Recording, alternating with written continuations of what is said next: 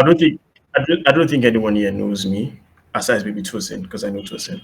Um, so the first question you might wonder is, why exactly is this guy the person that's supposed to speak to us about this? Like, what makes him qualified?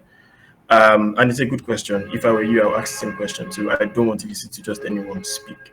I want to listen to people that I'm sure know what they're doing. So that's the same question I asked myself, and because I had to justify that myself before coming here, I put up a slide to just show maybe this is the reason I'm qualified. And then again, it says, am I qualified to speak on this topic? And so I started focusing majorly on building stuff like businesses 5 years ago, and that was like COVID, during COVID. And I started the freelance career in the university, but that was before COVID. But I didn't really do anything serious about it until during COVID. And I founded a community with 2,000 members. That's how I also met Tosin. I got my first marketing job as a team lead. Like, so I can explain how that went, right? The person, someone told me that he was looking for a content marketer at this company, and I went for the interview for content marketer, content designer actually, content designer, just that design Instagram carousels and all of those things back in the days. I think everybody's is on videos now and reels, but then there's nothing like reels, right? In fact, Facebook had just tried to launch IGTV. It was an epic failure. So I went to do an interview for content designer, right, to design their content. And then after the interview, I was given the job of the marketing lead, team lead. It was like it was a banger. It was my first ever job.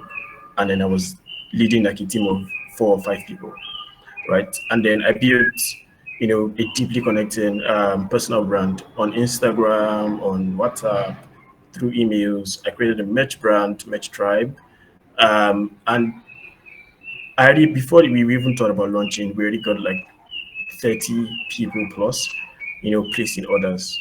Right. I started a newsletter. I niched it down, did paid media, paid newsletters. People were paying to subscribe, right? And I had about 500,000, over 500 people, on that newsletter.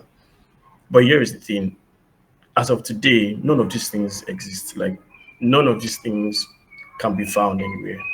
Everything is dead, and I mean dead. Both the freelance career, both my first marketing job, even the company is gone, but the company doesn't exist anymore, right? The personal brand, the merch brand did not even launch, right? We already had 30 people, making pre-orders. It didn't launch, right? Um, and every other thing, the community is nowhere to be found today. So I understand that sometimes you're looking for me to count my successes so that it shows that I'm qualified to speak on this. But if you also know that someone that has given so many attempts to things is also qualified to speak about it, because I have failed in a large scale, doing business. Sometimes I started, it went fine, but I was unable to sustain it. And that's literally the crux of why we're here, being able to sustain these things that we are doing. So for some of us, whatever we are doing, if you're a designer, you're a strategist, whatever you're doing, you need to be able to sustain. It is fun when you can do it for 3 months, for 6 months, for 1 year, but you want to ask yourself, in the next 5 years, in the next 10 years, will these things still exist? And literally, that's the concept, or the context at which all of us are gathered here to discuss this. So now I want to, I'm sorry I turned off my camera so I can focus on the slides. So let's go into it. Now, I think we've been able to establish that for some reasons I'm qualified, but I know that I shared my failures. So maybe we can go into something that I've done that is fairly successful. Um, I run a design studio called Intersect, and it was announced, it's also in my bio that was shared. And how did Intersect start? Sometime in 2023, in March, I was on the floor, literally sitting on the floor. There was heat and all of that. And I thought, what if I could start a design agency? Like, I have background in freelance designing. Um, I've started my marketing career, over 2 years at that point in time. And I was just thinking, what if I could build something that would sell design, right? So you can just market design and just combine my superpowers, if that's if that's a thing. And I, what I had then, like all the resources I had was literally my laptop that the battery had swollen. I couldn't use the cover, like the back cover anymore. Right, I had to take it off because it wouldn't fit. Um, the camera was bad, the screen was broken, and all of that. It was just a disaster. That was all I had, and there was literally no leverage. Right, the only leverage I had were friends. Right, people that I could call to say, this is an idea I have. What do you think I should do, or how do you think I should go about it? Or I just have ideas and I run it by them. One of those friends ended up becoming my co-founder today, um, and literally that's the origin of Intersect. And now I'm here to share what we fairly tagged the success, and so let me share some of the successes we've had. What is the result of Intersect? We started Intersect officially in March or May, right? We got our first job in March, but we didn't really enter into the market until May 2024. That was last year. Technically, about a year, right?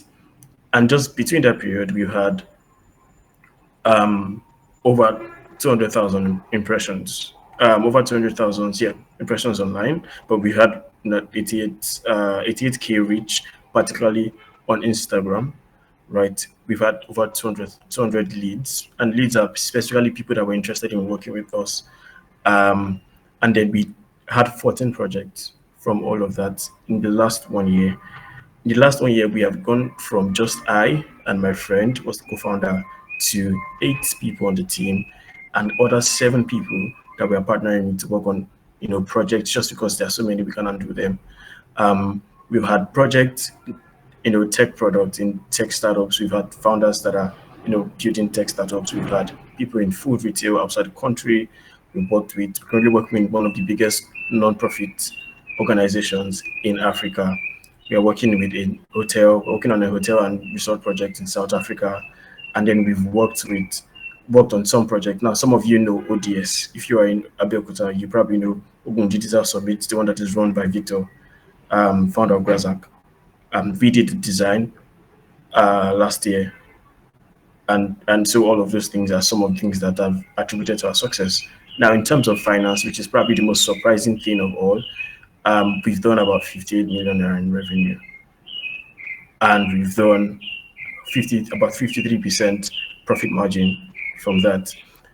I know that it might sound slightly unbelievable. To be honest, I still go to bed, being unable to believe it because it sounds like magic. How is a business that is fairly a year able to do this, right? But this is why I'm here, right? I want to show how you can sustain a business after your first customer, your second customer, your 10th customer. The idea is you need to be able to build that capacity over time so that you don't collapse after 6 months. And I'm saying this because as a freelancer in school, I had people that I would design logos for, design brand identities for, and then 2 or 3 months after down the line, I asked them, how far now, how's your business going? And they say, I just packed it somewhere, Jerry. It was not working fine, right? I was not getting orders. I was not getting anything. I was like, but you had orders in the beginning, right? So what happened? And things like that. So this is why we are here to discuss.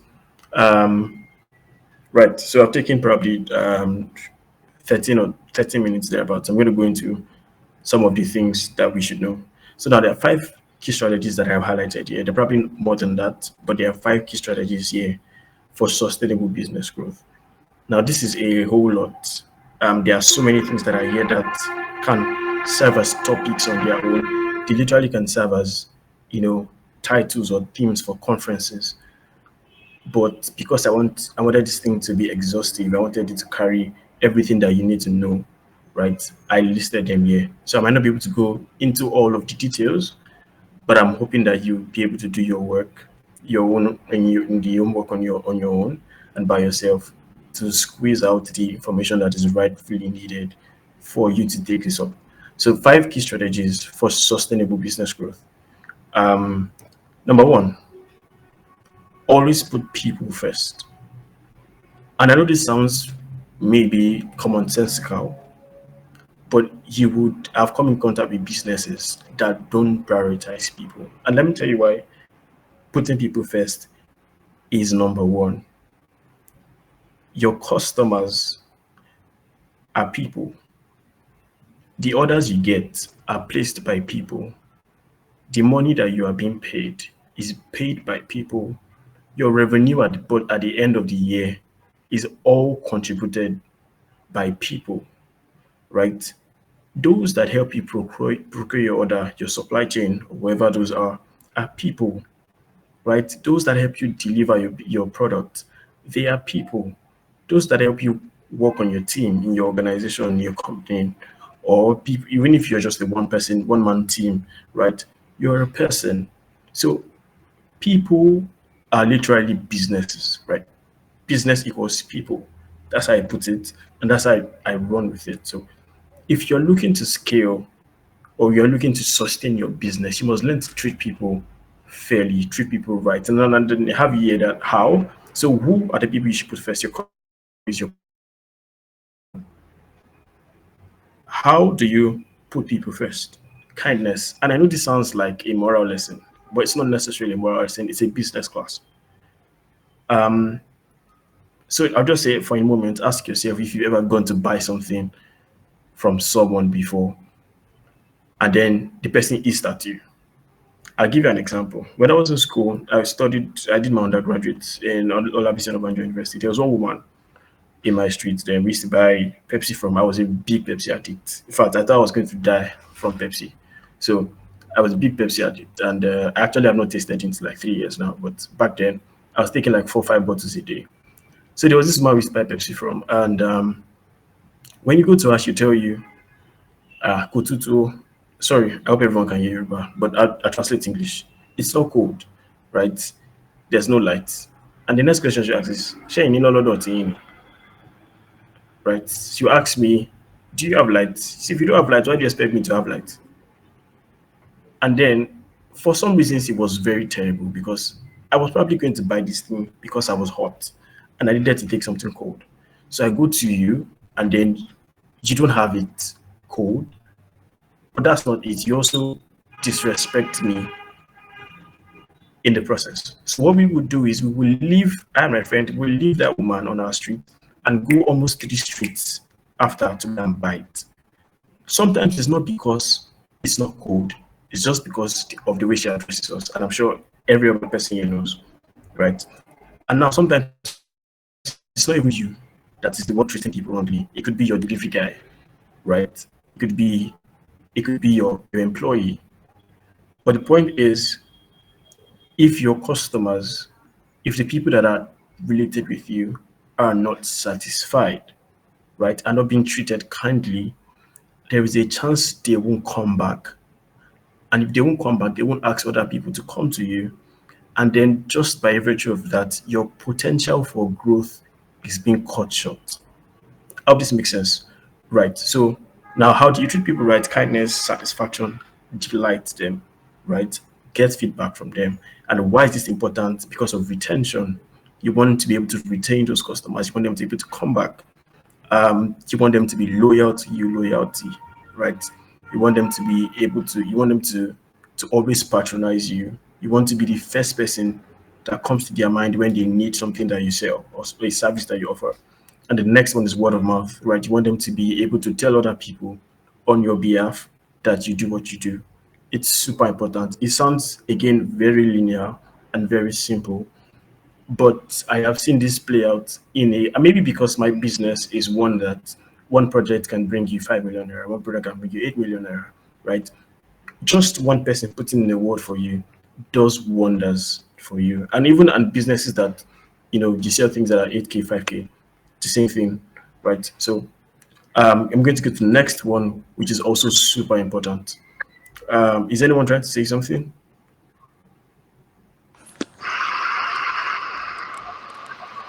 Okay. Is anyone trying to say something?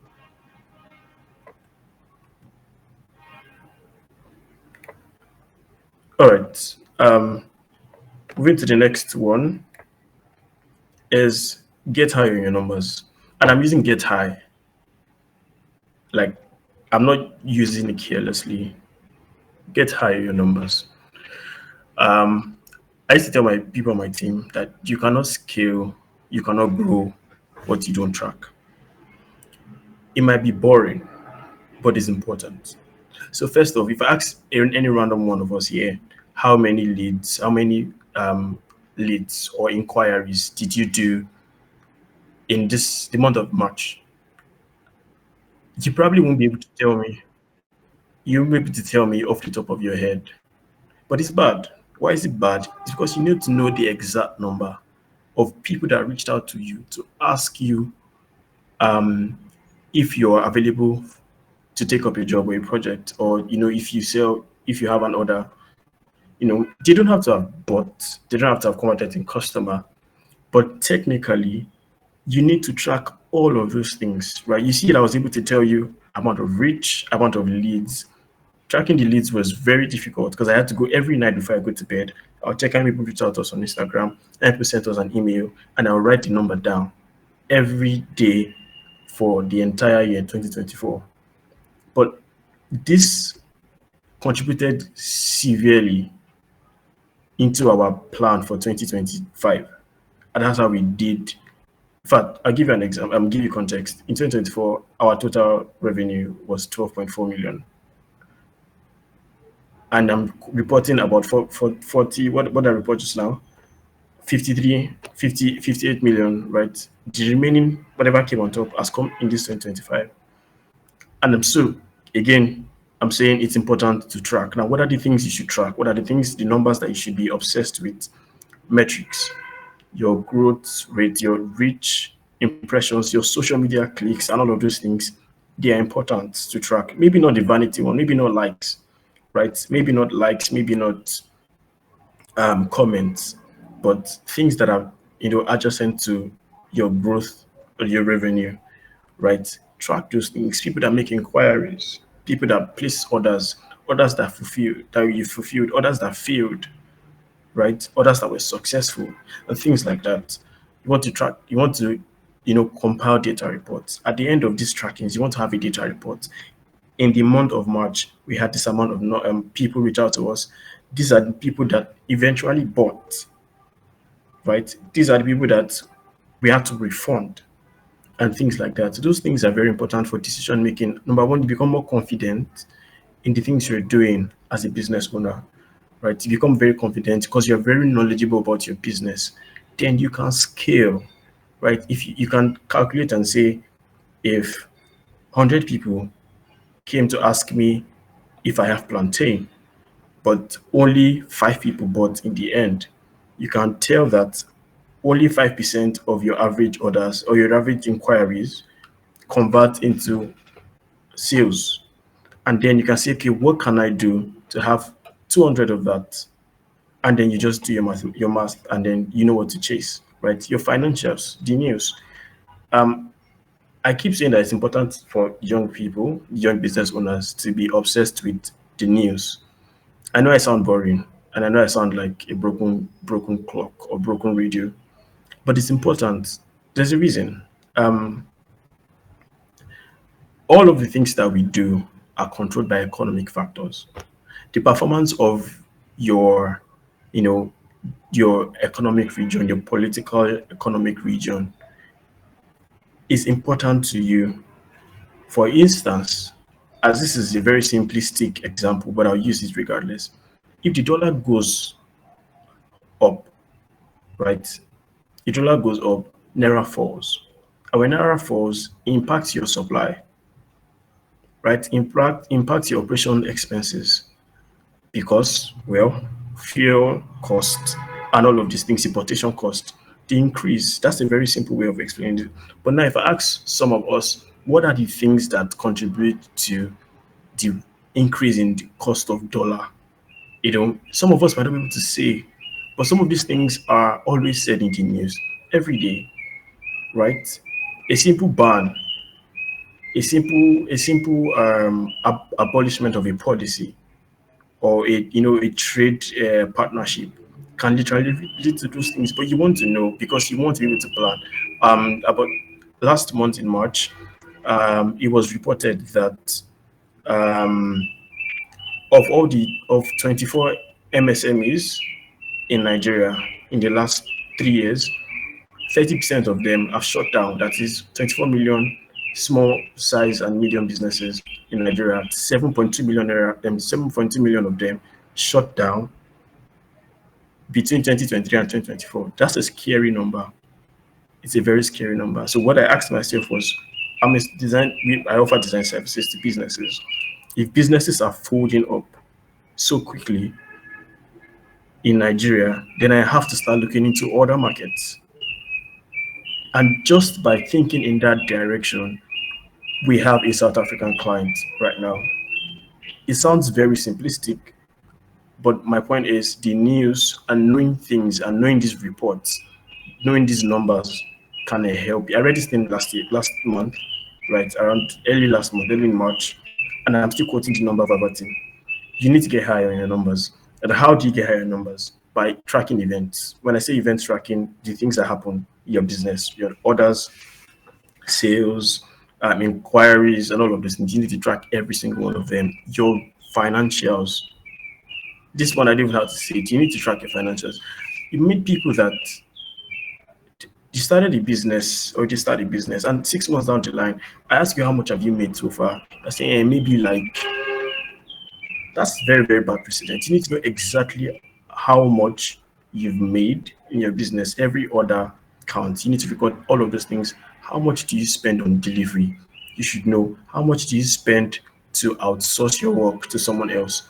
You should know. These are the things that would help you make better financial decisions if you want to stay doing business for a very long time. You need to study, right? Study reports, read articles, and all of those things. Then reviews, revision. You want to review your numbers, right? Take your time. It could be every month, it could be every week. I particularly do mine every day. I open my spreadsheet and I'm looking like, okay, what exactly do I need to tweak?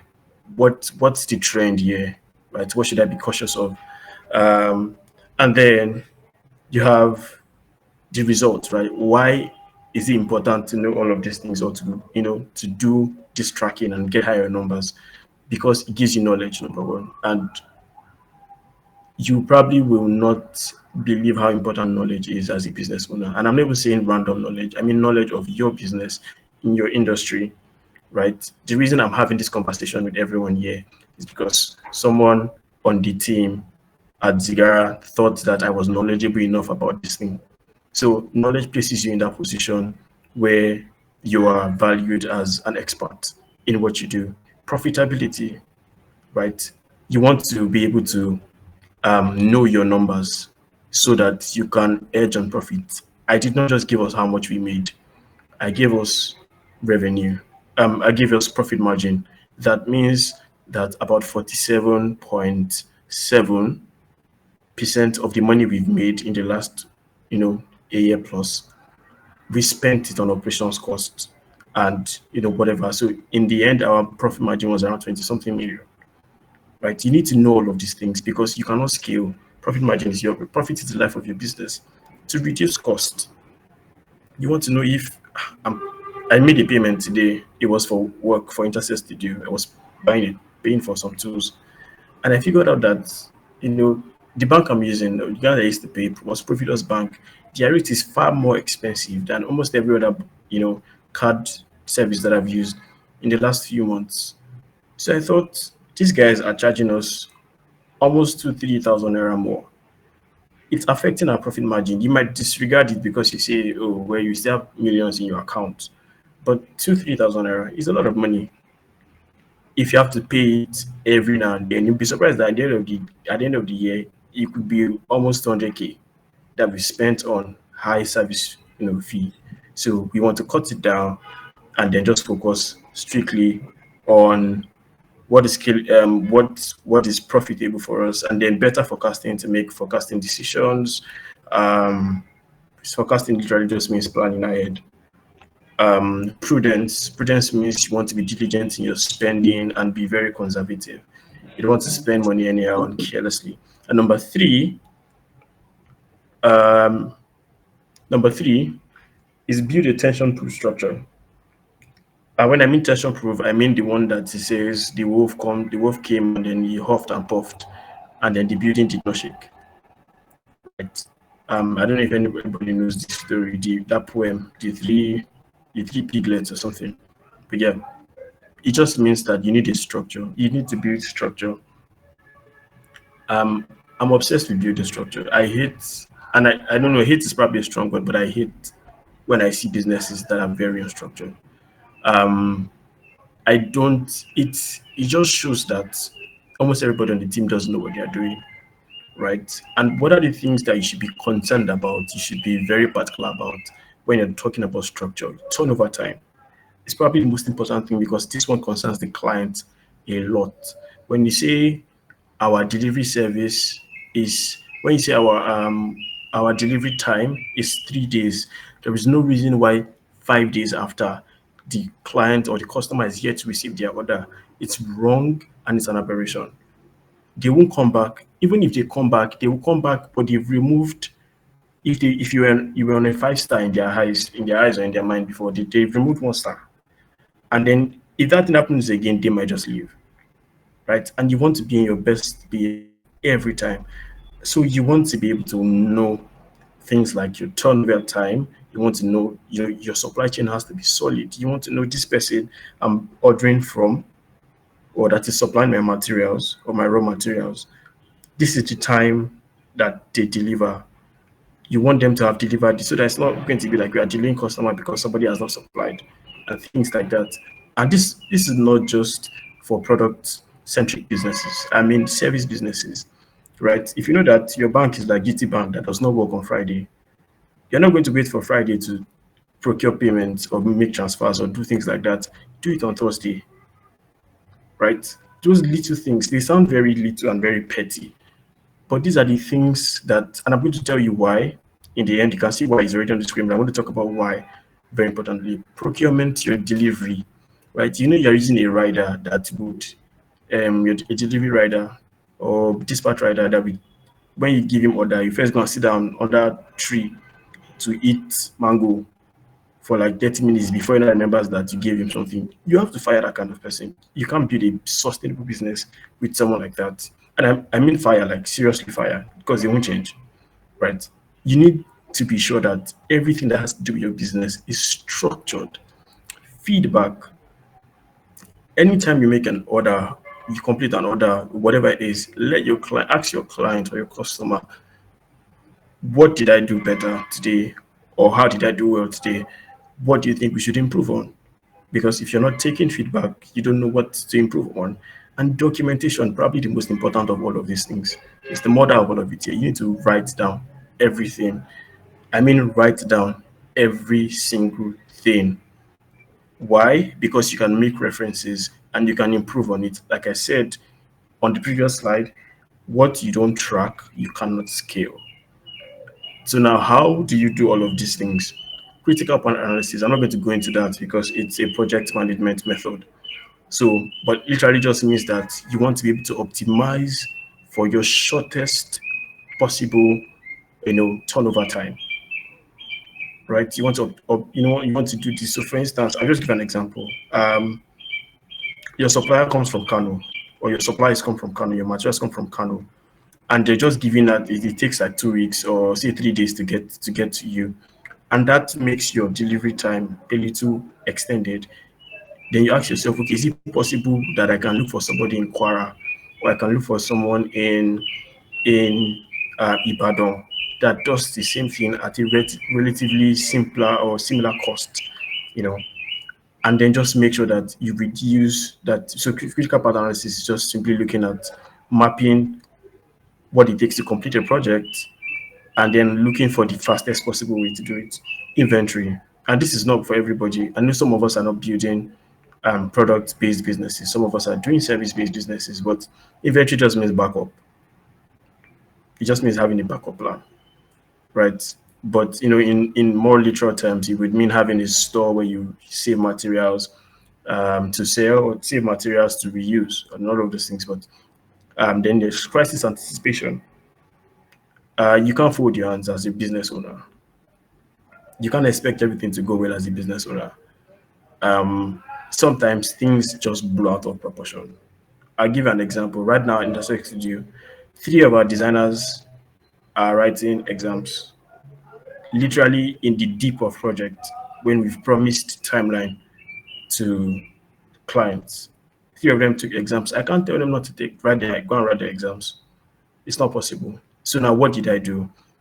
But because I could foretell, I'd already asked everybody what their schedule was before the month even started. Is there any time, a point in time, you'll be off work this month and all of that? And when they said so, we had gone to hire people from outside to cover for them, just so that we didn't tell the client that we'll be submitting a project at the end of May.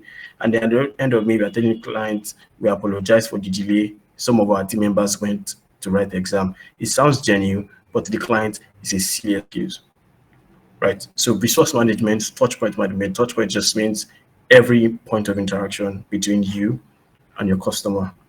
And I mentioned them, your delivery, your employees or your partners or whoever is your delivery guy, your supply guy, all of that. And why is this important? Number one, speed. It makes your processes fast, freaking fast, right? Excellence. You'll be able to deliver things at the kind of expectation the clients want, because you've just gone over it every now and then and you are sure that it works this way. An example again, just for those that don't do product-based businesses, if you're a service provider, if you say you do brand strategy, and then you say your brand strategy process takes 5 days, right? You want to be able to say, okay, it takes me 1 day or 12 hours to do research. It takes me another 6 hours to do some scribbling and writing or drafting my ideas.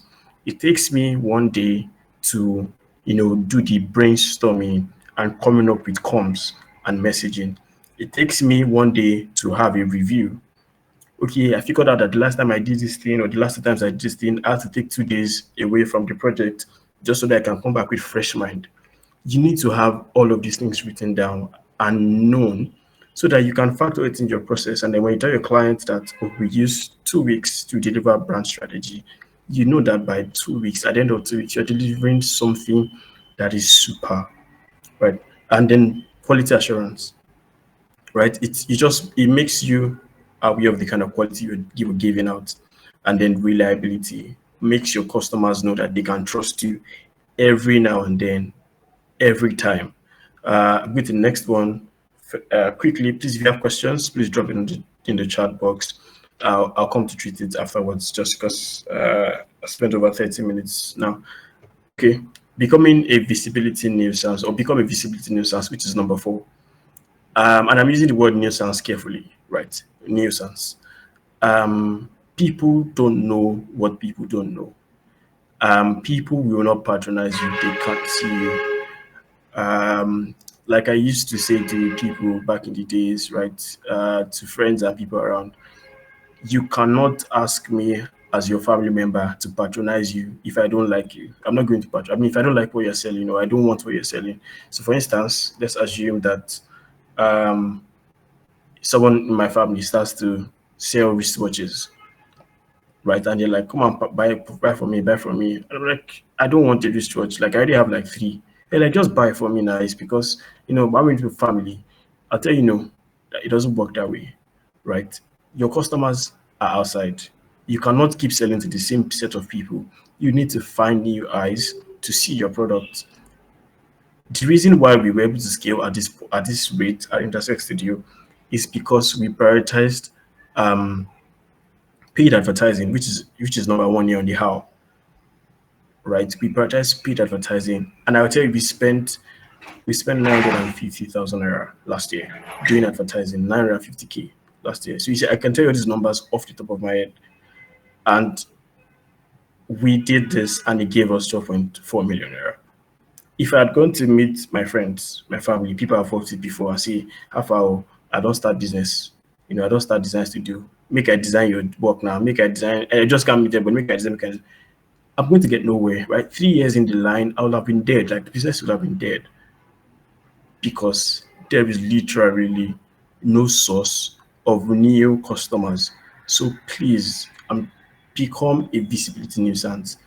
Stay online, put yourself out there, and it doesn't have to be like I said, right? I'm not. If you go to my Instagram right now, you will see any picture there, except my profile picture, which I put there because people were, I mean, it was becoming to feel like I was a ghost or catfish or something. You won't see anything on my feed, all of that. I don't do personal branding. Like, it's not bad. I've done it before, but I'm not just interested in it right now because I'm building a business. And I wanted to focus on business branding. I said it in the beginning before I started. I want to use business branding, not personal branding. I've taken personal branding the route. I want to see what business branding's route would lead me to. So, but the point again is stay visible.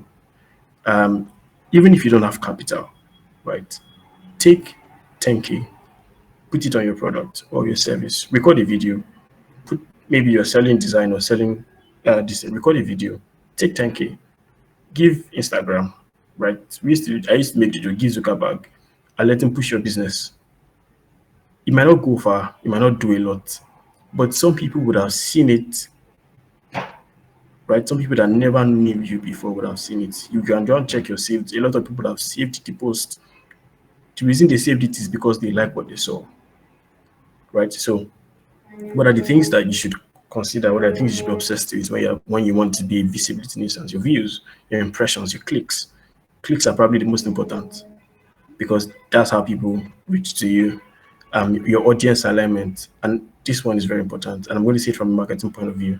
You don't want to be selling to people that don't care about you, right? You don't want to be selling to if you have 2 billion people see your business today, and the 2 billion people, for instance, if you are selling, let me one example would be if you are selling what's the word now? A cream, right? A body cream for black people, and you have 10 million white Americans see your product. You've wasted time, you've wasted money, you've wasted outreach. Your audience do not align. What you sell is a cream for black people. All people that just saw your product, regardless of the amount of people that saw it, is waste, is useless. So audience alignment is important. And I'm saying it for people that like to want to plug their business everywhere.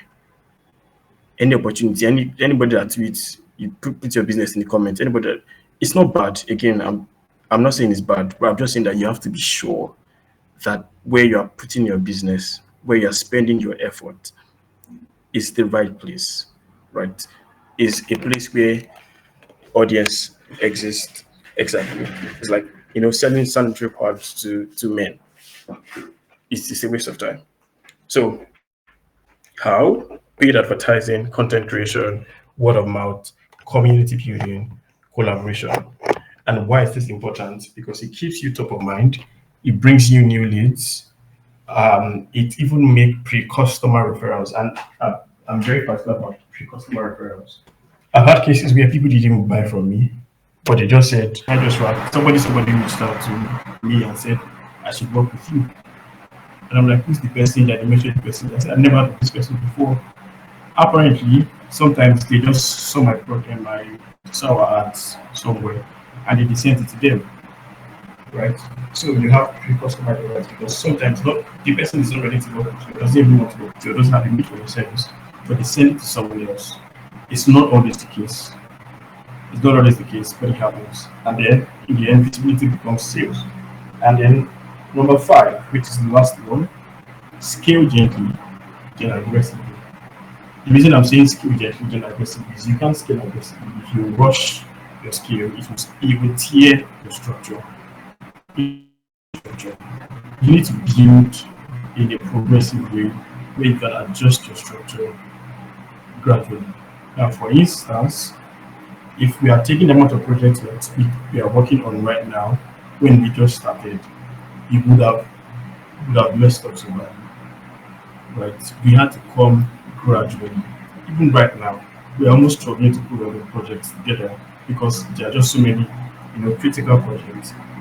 And everybody, we have like 3 people that have gone to write exams and things like that. So you have to scale gradually. I don't know, you probably heard of some businesses that scaled, and because they could not meet up with that scale, that's the new number of people they had, the business crashed. And I give you two very quick examples. Number one, Pure Bliss. Pure Bliss, when Pure Bliss launched in the market, was one of the finest biscuits, butter cookies that you would eat. I don't know if anybody here knows Pure Bliss. There was one already in market. I can't remember. But Pure Bliss, it tasted so good that people bought Pure Bliss almost everywhere. It was like 70 or 50 or there. And then they had to mass produce, and then they reduced the quality. They reduced the quality because they didn't have enough resources to serve everybody. And well, I don't know. Pure Bliss today in the market is almost something you see and they just you make it because people tasted it and they didn't like it. Another example is Biggie. Biggie drink, right? The beverages. When Biggie came out, a lot of people liked it because they said it tasted maybe not the cola but other ones. Right. And then after a while you could just see that the color had changed because of mass production. And probably another one, most recent one on the larger scale is iPad. For some of us that know iPad.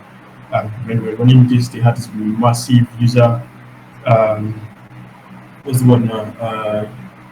This user campaign, right? And then people were just doing promotions on their behalf, and then they failed due to distribution. They couldn't supply to everywhere that people wanted them, and now they are probably just back on a very low scale. So it's important to scale gently, not a lot. Like don't go and loan 1 million naira now, or go and run out 1 million naira. If everybody comes to your DM asking you to for orders or for supply, you most likely will not be able to procure that number.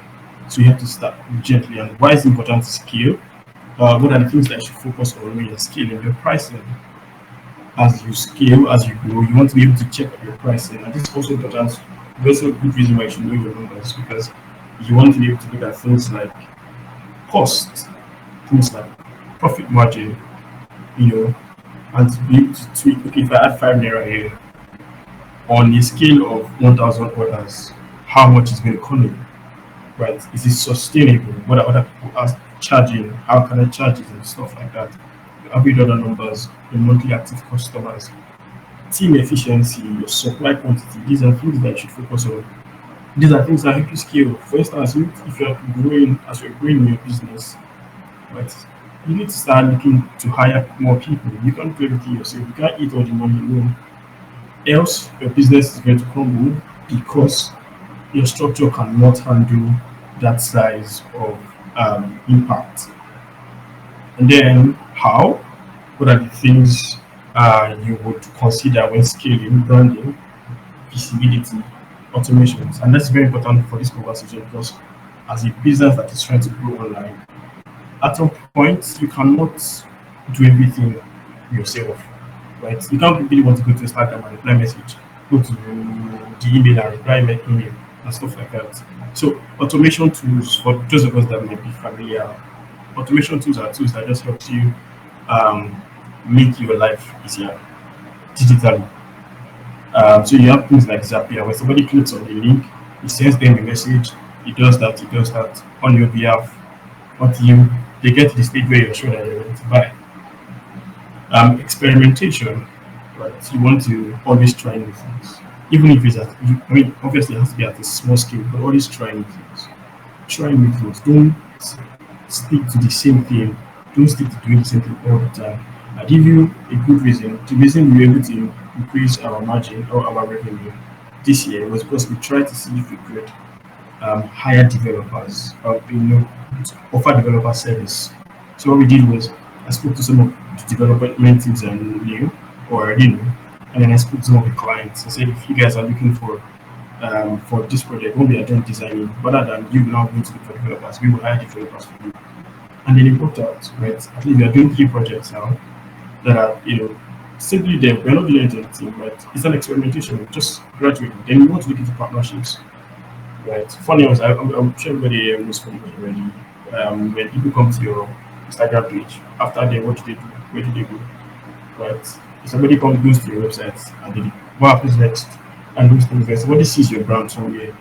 What follows after? The funnel is just that flow of customers, that journey, all your touch points where customers interact with before they finally make an order or complete a sale. And why is this important? Revenue generation. It's important to scale because it grows your revenue. Self actualization. If you good, right? I'm probably a little more confident to say that we did 50 something million naira this year, or was it 40 million naira every year, 2 million naira last year, and all of that. The reason I say this is because we did it. If we did not do it, I probably will never put it in the document at all. It won't be in the slide. I'll just say that we did good numbers. Good numbers is what I'm doing. Not able to tell you the exact number. So it makes you feel good, kind of. Right? Financial freedom. Yes, you now have money to do a lot of stuff. You have money to do more things, right? You're not worried about low quality problems anymore. For instance, you can install solar in your house and create the noise of generator and stuff like that. But it just helps you become a better person and make better financial decisions. And then going concern. Going concern is an accounting concept that refers to a business existing, which is the entire reason we are here to discuss that a business is sustained over time, that is, a business is a going concern, and it's not in the face of crumbling, or there's no fear for liquidation or just ending things up. So um, now that you all know what to do, now that we've gone through all of these things, it's important that you don't end here with just this conversation. You want to be able to go back and just think over these things and make that change. You might not be able to affect everything. I'm not going to lie to you, but you might not be able to affect everything at the same time. But at least pick some, even if it's documentation, is the only thing that you picked from this. Start documenting things. If it's paid advertising that you took away from this, give it a shot. But take one thing, at least one thing, and give it a shot, so that you don't come here the next 1 year and then it's all the same story, or you don't end up like me having failed at almost 8 businesses.